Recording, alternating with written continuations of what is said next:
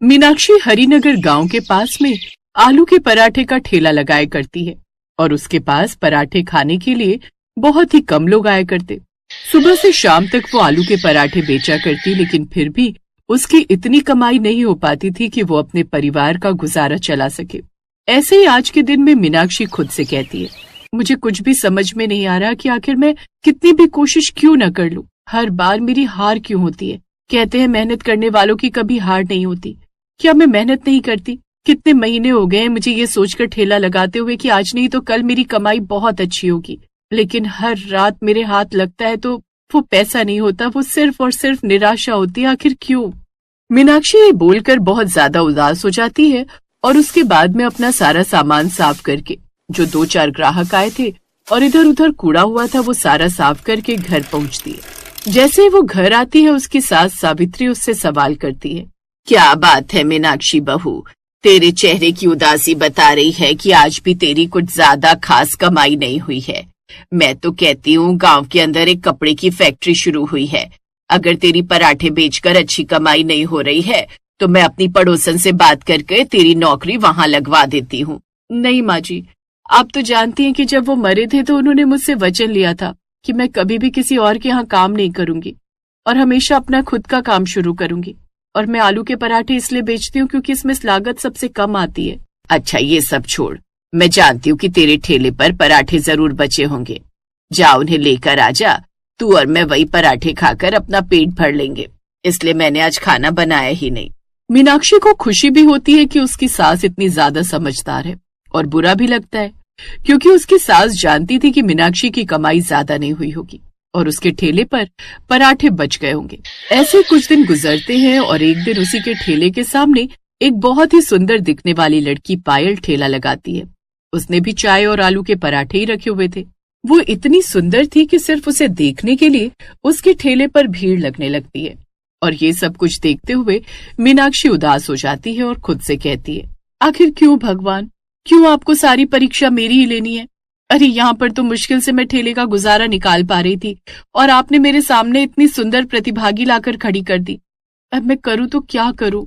मीनाक्षी को लगा था कि पायल के उसके ठेले के सामने आलू के पराठे बेचने से उसे परेशानी होगी, लेकिन शायद किस्मत को कुछ और ही मंजूर था। पायल को देखने और उसके ठेले पर पराठे खाने के लिए कई लोग आया करते और जब पायल अकेले सब कुछ संभाल नहीं पाती तो कुछ ग्राहक अपने आप ही मीनाक्षी के ठेले पर चले जाते। ऐसे ही एक औरत पायल के ठेले पर आती है और कहती है, बहन जी जरा मुझे 4 आलू के पराठे पैक कर दो, घर पर मेहमान आए हुए हैं। आपके घर पर मेहमान आए तो मैं क्या करूं बहन जी? देखिए आपसे पहले भी यहाँ पर 4 लोग खड़े हैं, अगर मैं आपको पहले पैक करके दूंगी तो उन्हें बुरा लगेगा। आप कृपया इंतजार कीजिए। नहीं नहीं बहन जी, मेरे पास इतना समय नहीं कि मैं इंतजार कर सकूं, मेहमान नाराज हो जाएंगे। कोई बात नहीं, मैं सामने वाले ठेले से खरीद लेती हूँ। वो औरत ये बोलकर अब मीनाक्षी के ठेले पर चली जाती है और उसे 4 पराठे पैक करके ले जाती है। ये सब कुछ देखकर मीनाक्षी को भी बहुत खुशी होती है क्योंकि अब जो भी ग्राहक इंतजार नहीं कर पाता या जो भी पायल को दूर से देखना चाहता, वो मीनाक्षी के ठेले पर खड़े होकर पराठे खा लिया करता और पायल को निहार भी लिया करता। इन सब चीजों से मीनाक्षी को बहुत फायदा हो रहा था। आज भी मीनाक्षी की इतनी कमाई हो गई थी कि उसका 1-2 दिन का गुजारा चल जाए, लेकिन वहीं पायल ये सब कुछ देखकर जल रही थी। वो खुद से कहती है, अब मैं अपनी पराठे बेचने की जगह को बदल नहीं सकती, लेकिन क्या करूं? यहाँ पर पराठे का ठेला लगाने से मुझसे ज्यादा तो इस सामने वाली पड़ोसन का भला हो रहा है। मुझे कुछ तो ऐसा करना ही होगा जिससे ये यहाँ पर पराठे बेचना छोड़ दे। अब ऐसा ही होता है। पायल एक आदमी को कुछ पैसे देती है और मौका पाकर वो मीनाक्षी के आलू के मिक्सर में ज्यादा लाल मिर्च मिलवा देता है। मीनाक्षी का भी इस बात पर ज्यादा ध्यान नहीं जाता और वो ज्यादा मिर्ची के आलू के पराठे बनाकर तैयार कर देती है। थोड़ी ही देर में जब सारे ग्राहक उसके मिर्ची के पराठे खाते हैं तो उन्हें वे बहुत पसंद आते हैं। आंटी आपके आलू के पराठे कितने अच्छे बने। मिर्ची वाले आलू के पराठे खाकर तो मजा आ गया। लोग तो नॉर्मल आलू के पराठे बनाते हैं, लेकिन जब हम इस ठंडे ठंडे दही के साथ ये मिर्ची वाले पराठे खा रहे हैं तो बहुत अच्छा लग रहा है। हाँ बेटा, वैसे तो मेरी जुबान को उम्र की वजह से कुछ महसूस ही नहीं होता, लेकिन तेरे ये मिर्ची वाले पराठे इस गर्मा गर्म कड़क चाय के साथ खाकर तो मजा ही आ गया। ऐसे ही पराठे बनाया कर। मीनाक्षी वैसे तो ये बात सुनकर हैरान रह जाती है क्योंकि उसे खुद नहीं पता था कि पराठे में इतनी मिर्ची है। तभी वो एक पराठा खुद खाकर देखती है और अपने मन में कहती है, हे भगवान, इतने तीखे आलू के पराठे, मैं तो इतनी मिर्ची कभी डालती नहीं हूँ। फिर ये क्या हो गया? इतने सालों से यहाँ पर आलू के पराठे बेचने का काम कर रही हूँ, ये भूल मुझसे तो नहीं हो सकती। जरूर ये किसी की चाल है, पर किसकी? मीनाक्षी ये बोलकर जब आसपास देखती है तो पायल उसे अपने ठेले से घूर रही होती है। उसका ध्यान अपने ग्राहकों पर कम और मीनाक्षी के ठेले पर ज्यादा होता है।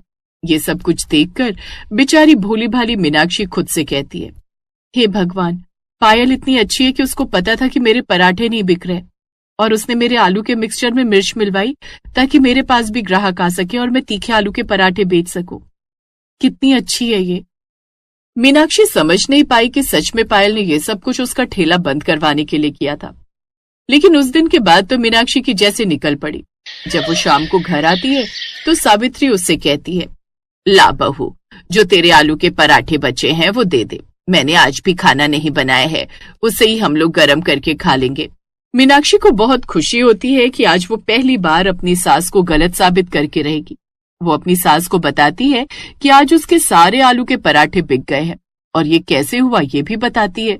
तो सावित्री उसे कहती है, अरे मूर्ख लड़की, आजकल के जमाने में तो कोई सगा खून भी किसी का भला नहीं करता और तुझे ऐसा लगता है कि वो सामने वाली प्रतिभागी ने तेरा भला किया। अरे ऐसा कुछ नहीं है, होश में आ। वो चाहती थी कि तेरा ठेला बंद हो जाए और सारे ग्राहक उसके ठेले पर खड़े होकर पराठे का इंतजार करें, इसलिए उसने तेरे साथ ऐसा किया है। हे भगवान, मैंने तो ये सोचा ही नहीं कि वो मुझसे बदला लेने के लिए भी ये कर सकती है। पहले तो मुझे ऐसा लगा कि किसी ने पराठे में मिर्ची ज्यादा मिलाई है तो ये किसी की चाल है। लेकिन जब पायल को देखा तो मुझे ऐसा लगा कि वो सुंदर है और उसके पास तो ग्राहक भी ज्यादा आ रहे हैं, तो वो ऐसा क्यों करेगी? आजकल की इस दुनिया में संतुष्टि नाम की चीज ही नहीं है। भगवान आपको कितनी भी खूबसूरती, पैसा, धन और गुण दे दे, लेकिन तब भी लोगों को दूसरों की खुशी देखकर जलन ही होती है। ये तो जैसे इस प्रकृति का नियम बन गया है। मैं बताती हूँ अब तुझे आगे क्या करना है। अब सावित्री मीनाक्षी को एक सुझाव देती है।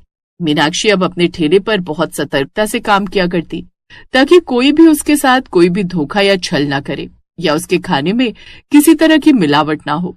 साथ ही 2 दिन के बाद एक बोर्ड तैयार होकर आता है जिस पर लिखा हुआ था, गांव के सबसे तीखे आलू के पराठे बेचने वाली। उस बोर्ड को देखकर लोग इतने आकर्षित होते हैं कि मीनाक्षी के पास पराठे खाने के लिए आने लगते हैं। ये देखकर मीनाक्षी भी बहुत खुश होती है और खुद से कहती है, अगर भगवान ने मेरा काम चलाने में मेरी मदद की है, भले ही मेरी प्रतिभागी के जरिए, तो मुझे भी अब अपने काम पर अच्छे से ध्यान देना चाहिए। मैं कभी भी पायल के साथ कोई मिलावट नहीं करूंगी, भले ही वो मेरा जितना भी बुरा चाहे। इस प्रकृति का जो भी नियम है मैं उसे नहीं मानूंगी और मैं बस अपने काम से काम रखूंगी। मीनाक्षी ऐसे ही अपने काम से काम रखती है। जब भी पायल उसे अपने ठेले से देखकर मुस्कुराया करती तो वो भी मुस्कुराया करती। धीरे धीरे पायल को भी एहसास होता है कि वो मीनाक्षी का कुछ नहीं बिगाड़ सकती। गांव में अब मीनाक्षी का ठेला भले ही ज्यादा अच्छा नहीं चलता, लेकिन इतना जरूर चलने लगता है कि वो अपना और अपनी सास का गुजारा कर सके।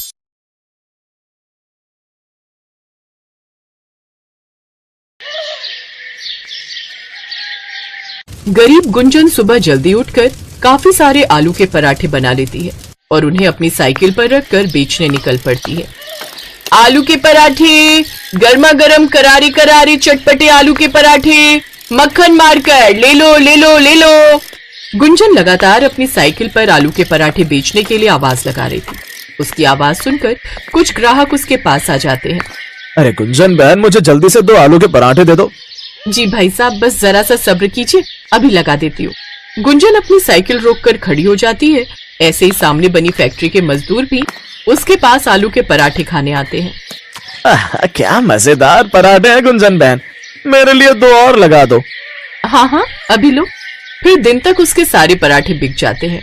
इसी तरह वो हर रोज आलू के पराठे बेचने निकल जाती है। उसके हाथ के पराठे सबको बड़े पसंद थे। इसी तरह वो हर रोज सुबह से शाम होने तक आलू के पराठे अपनी साइकिल पर घूम घूम कर गांव भर में बेचती थी। फिर शाम को थकी हारी वो अपने घर पहुंचती है, जहां उसके बूढ़े सास ससुर और अपाहिज पति उसका इंतजार कर रहे होते हैं। बहू आ गई तू, कब से मैं तेरी राह देख रही थी। घर में राशन खत्म हो गया है, अब खाने में क्या बनाएं? आप चिंता मत करिए माँ जी, आज जो कमाई हुई है उनमें से कुछ का मैं राशन ले आती हूँ और बाकी के बचे हुए पैसों से मैं आपकी दवाई भी ले आती हूँ।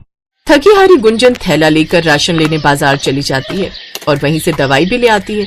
फिर घर आकर वो खाना बनाने लगती है कि देखती है कि आग जलाने के लिए लकड़ियां तो खत्म हो गई हैं। अरे घर में तो लकड़ियां भी नहीं है, मुझे अभी जंगल जाकर लकड़ियां लानी होगी। गुंजन लकड़ियां लेने चली जाती है। कुछ देर बाद घर लौटकर वो सबके लिए खाना बनाती है, फिर सबको खाना परोस कर बर्तन धो देती है। इन्हीं सब में उसे रात का 1 बज जाता है। फिर 4 घंटे की नींद लेकर वो सुबह फिर जल्दी उठकर घर का सारा काम निपटाकर चूल्हे पर आलू के पराठे बनाकर तैयार कर लेती है। फिर अपनी साइकिल पर उन्हें बेचने निकल पड़ती है। आलू के पराठे, करारे करारे स्वादिष्ट आलू के पराठे ले लो। कुछ देर बाद वो बाजार में जाकर खड़ी हो जाती है। ये देख दूसरे फेरी वाले गुस्सा होने लगते हैं। जब से गुंजन आलू के पराठे बेचने लगी है तब से हमारा धंधा चौपट हो गया। पहले जो भीड़ हमारे ठेले पर रहा करती थी अब वो सारी उसकी साइकिल के पास जाकर आलू के पराठे खाती है। बिल्कुल ठीक कहा तुमने मदन भाई, इस औरत ने तो हमारी कमाई आधी कर दी है। न जाने क्या जादू है इसके आलू के पराठों में। गुंजन के हाथों में कमाल का जादू था। वो बहुत ही बढ़िया आलू के पराठे बनाती थी। गुंजन का पति विजय दूसरे गांव में एक फैक्ट्री में काम करता था। उस गांव से आते जाते उसकी मुलाकात गुंजन से हुई। फिर दोनों में प्यार हुआ और दोनों ने शादी कर ली। शादी कर गुंजन माधोपुर गांव अपने ससुराल आ गई। उसके गांव में उसके बूढ़े सास ससुर थे। सब कुछ अच्छा चल रहा था। गुंजन और विजय भी एक दूसरे के साथ बहुत खुश थे। लेकिन एक रोज जब विजय दूसरे गांव से साइकिल से घर लौट रहा था तभी उसकी टक्कर एक बस से हो गई, जिसमें विजय अपाहिज हो गया। तब से घर खर्च चलाने के लिए गरीब बहू गुंजन आलू के पराठे विजय की पुरानी साइकिल पर बेचने लगी। लेकिन गांव के कुछ फेरी वाले अब उससे जलने लगे और उन्होंने अब उसको सबक सिखाने की ठानी। एक रात, राजू अच्छा मौका है, अभी वो सब सो रहे होंगे। बता दे उस साइकिल वाली को हम लोगों से पंगा लेने का क्या अंजाम होता है। तोड़ दे उसका ये साइकिल ढाबा। अभी लो हुजूर। राजू और मदन मिलकर उस गरीब बहू का साइकिल ढाबा तोड़ देते हैं। अगली सुबह जब गुंजन बाहर आई तो अपनी साइकिल का ये हाल देखकर हैरान रह गई। हे राम, ये क्या हो गया? किसने किया ये सब? आखिर किसने ये मेरा साइकिल ढाबा तोड़ दिया? अब मैं क्या करूंगी? अपने आलू के पराठे कहाँ बेचूंगी?